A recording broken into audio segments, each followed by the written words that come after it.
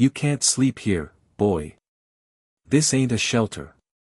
The manager's voice cracked through the dining room like a whip. Plates clinked midair. Conversations paused. And all eyes turned to the small figure curled up on the leather bench near the soda machine. Elijah didn't move. His body was tucked tightly under a faded red backpack, arms crossed beneath his head like a pillow. One shoe was off. His socks were damp. A rolled-up worksheet still poked from his back pocket, fractions written in a child's careful hand. The warmth of the booth and the hum of the kitchen had rocked him to sleep hours ago. He hadn't meant to.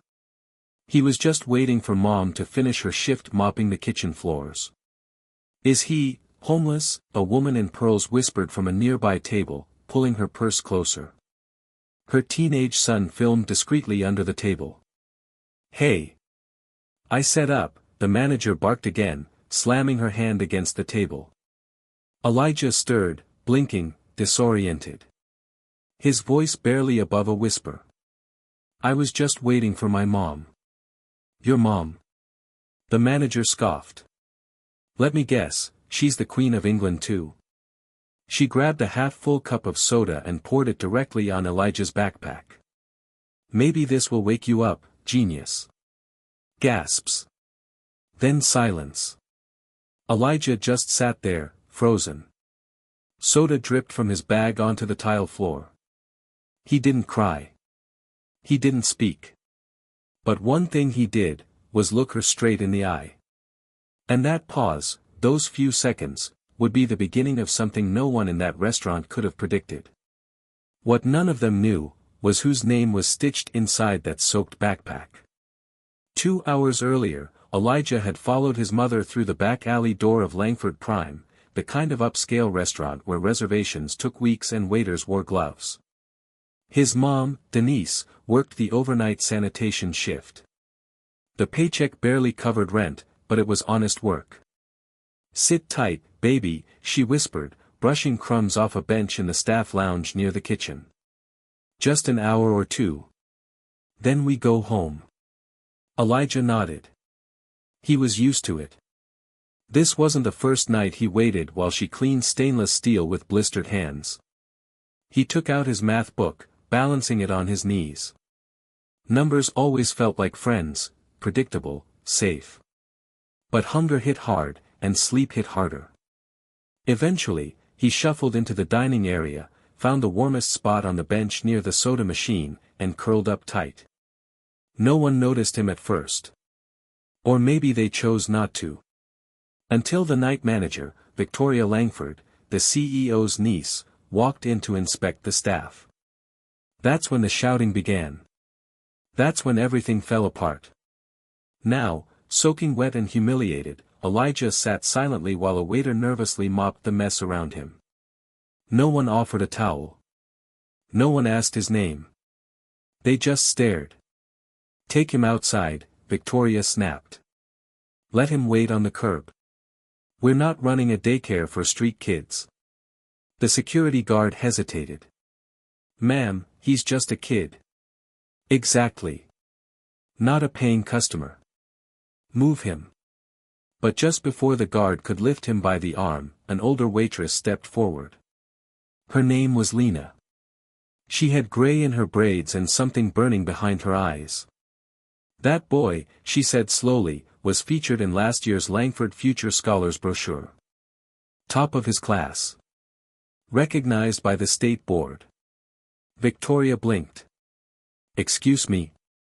Lena stepped between them. You dumped soda on a child who once solved a college-level equation on live television. Check the name in that backpack if you don't believe me. The room held its breath. And then, a woman in heels stepped forward and picked up the dripping red backpack from the floor. She flipped open the flap. There, stitched in gold thread. Elijah M. Langford Scholars Program, 2nd grade winner. The video had already started spreading online. But what came next, would go far beyond one restaurant. Who this boy really was, would shake the whole Langford Foundation. By sunrise, the video had racked up 200,000 views. A 10-year-old black boy, soaking wet in a fine dining restaurant, being scolded and humiliated. The comments section ignited. That's a Langford scholar. She poured soda on a child. In public? Where's the CEO now? Victoria Langford tried to spin the story, claimed the child had snuck in, that the staff was unaware. But it was too late. The camera footage from the lobby showed Elijah walking in quietly with his mother. Showed him doing nothing wrong. Just waiting.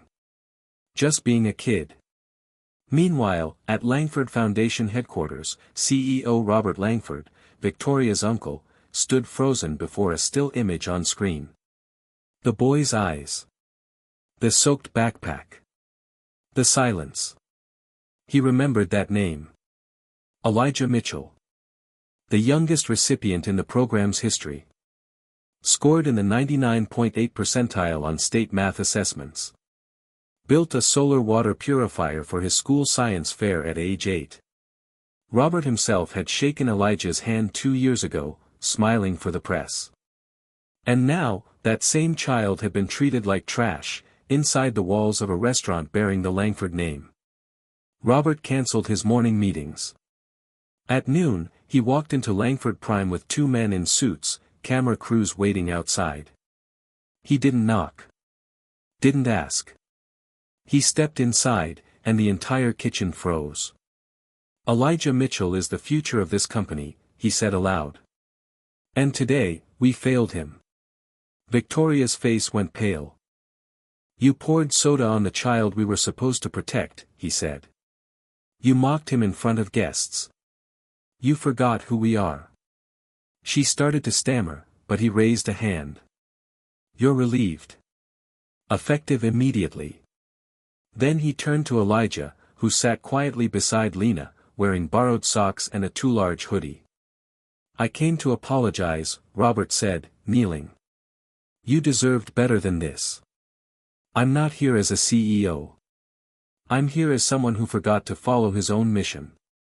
Elijah looked down, unsure how to respond. Robert placed a dry envelope beside him. This is your full reinstatement.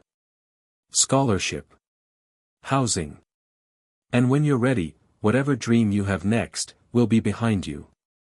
But the moment that hit deepest came next. Elijah didn't take the envelope. He looked Robert Langford in the eye and asked. Do you only care because the cameras showed up? Silence. Even the cook stopped breathing. That question would echo far beyond the walls of the restaurant. Elijah's question spread faster than the video itself. Do you only care because the cameras showed up? News anchors repeated it. Opinion pieces quoted it. Social media turned it into a banner, a child's quiet indictment of performative justice. Even those who had never heard of the Langford Scholars Program now knew its name, because of him. And while Robert Langford stood silent in that moment, he didn't walk away. The next morning, he held a press conference, not in a marble boardroom, but in front of the restaurant where it all happened. No podium. No script. Just a chair placed next to Elijah and his mother, Denise, both now seated with dignity and warmth. Robert didn't defend. He acknowledged. We built this company to raise up bright minds, he said. But somehow, we stopped looking down to see who we'd stepped over. Elijah reminded us. And I thank him. Then he turned to Denise. No child should have to sleep on a restaurant bench while their mother scrubs floors. That ends today. He announced a new initiative, the Elijah Clause, an immediate revision of company policy. Any employee working past 8 p.m. with no childcare would be granted access to a supervised rest space for their children. Meals. Tutors. Respect. And then came the invitation. Elijah, Robert said, standing beside him, we're holding our annual gala next week. I'd be honored if you would be our keynote speaker. There were murmurs. A few reporters laughed, unsure if it was real. But Elijah didn't. He simply nodded.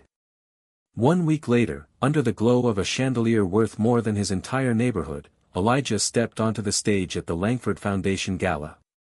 No script. Just a heart full of clarity. "I didn't ask to be special," he said.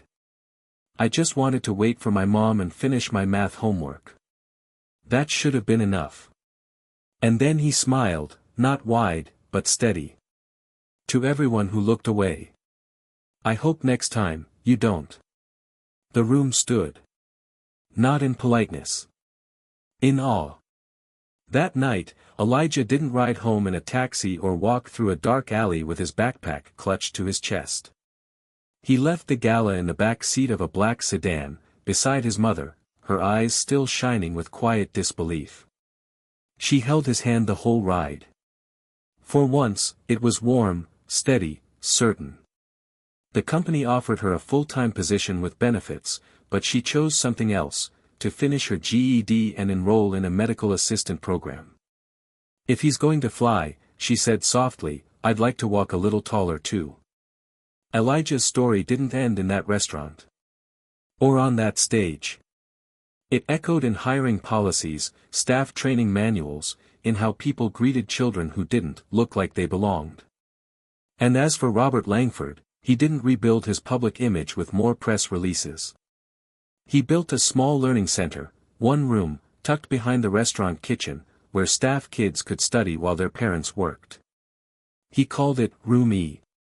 No one needed to ask why. Because Elijah's name never had to be on the door. The presence was enough.